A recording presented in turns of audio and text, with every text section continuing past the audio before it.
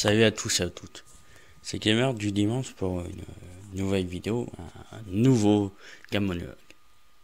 Un gamonologue sur le transhumanisme. Qu'est-ce que le transhumanisme? C'est l'idée que l'homme peut évoluer et doit évoluer avec la technologie, qu'il doit se mettre des implants, qu'il doit s'aider des technologies diverses. Vous allez me dire, c'est fondamental dans le monde actuel. C'est vrai. Surtout le monde occidental. C'est vrai. Mais quel rapport a-t-il avec le jeu vidéo, vous allez me dire? Il y a tout rapport. Comme j'aime à le dire souvent, le jeu vidéo est le reflet d'une société, de notre société. Ainsi, le transhumaniste se verra dans le hardware, comme les manettes. Surtout actuellement, c'est la guerre de qui aura le plus beau truc comme contrôleur, la plus belle manette avec du tactile. Avant on avait le 6-axis, la détection de mouvement avec la Wiimote, ou encore le tactile comme je viens de le dire, avec par exemple la 3DS. La DS à l'origine, mais la 3DS maintenant avec aussi la 3D. Voilà, qui aurait la meilleure perfection au niveau perception. Oulala, je vais bloquer sur ce mot, c'est pas grave, vous avez compris. Il y a 3D, il y a 2D, mais attention à 2D, 3D, il y a 2 5D. Qui aura la meilleure vue, qui aura une meilleure contrôle sexuel, et pas sexuel, ce n'est pas pareil, avec Kinect, la Wiimote, le PlayStation Move, qui aura le plus facilité en fait à avoir le contrôle pour un joueur occasionnel, un casual gamer. Et la casualisation est aussi ce principe aider à la performance d'un novice. Et c'est ainsi qu'on a des manettes qui passent de la manette de NES à la manette, je sais pas moi, de la 360, ou encore qu'on passe d'un stick tout moisi à un stick super bien sur les bornes d'arcade ou au pistolet. Ça c'est pour le hardware. Après on peut aussi s'aider en tant que performeur. Et là c'est le speedrun assisted tools. Je sais, j'ai mélangé tout. C'est tout assistant speedrun. Pour être précis, mettons ça à l'endroit. Ici, l'idée c'est d'aller de traficoter la technologie et les codes d'un jeu pour améliorer ses performances. C'est quand même grave, d'après moi. Nous sommes obligés d'avoir la technologie pour faire une performance. Mais la question c'est, quelle est la plus belle performance? Celui qui va se battre avec un jeu défini, normal, sans bug,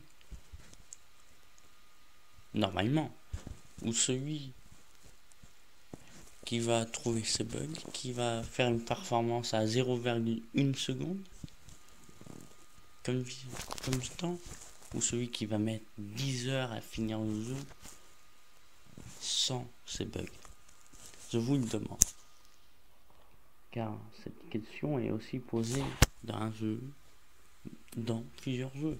Le transhumanisme est présent dans les Halo avec les Spartans, et aussi présent notamment et surtout dans 2X Human Revolution, un très bon jeu qui nous pose cette question.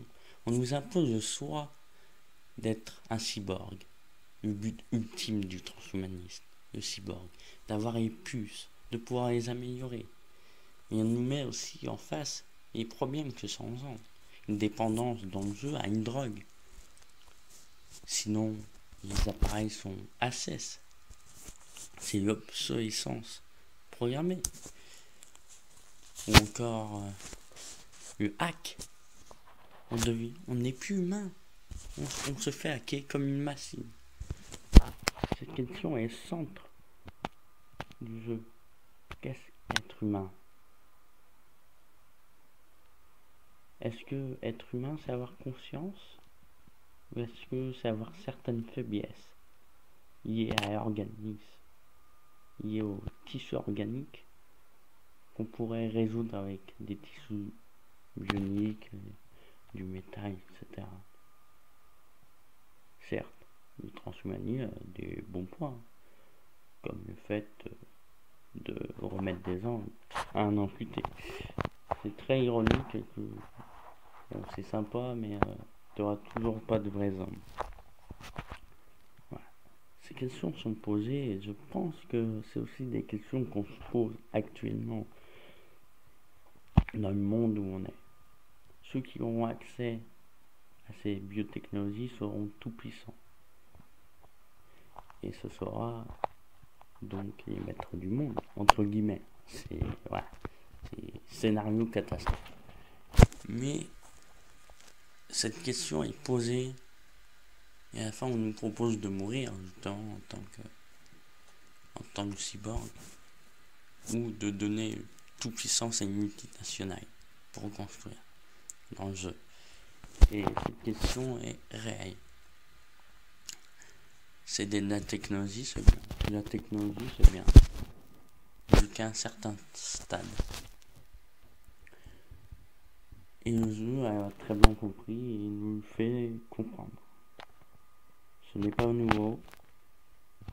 Et on a déjà des dérives comme le monde capitaliste qui sans la technologie n'aurait pas des rendements, n'aurait pas des politiques aussi néfastes, aussi honteuses qu'on peut le voir. Voilà. Une question à réfléchir. Je vous laisse. Si vous voulez me poster un petit commentaire, ça me fera plaisir. Et sur ce, je vous dis ciao amigos. Hasta luego.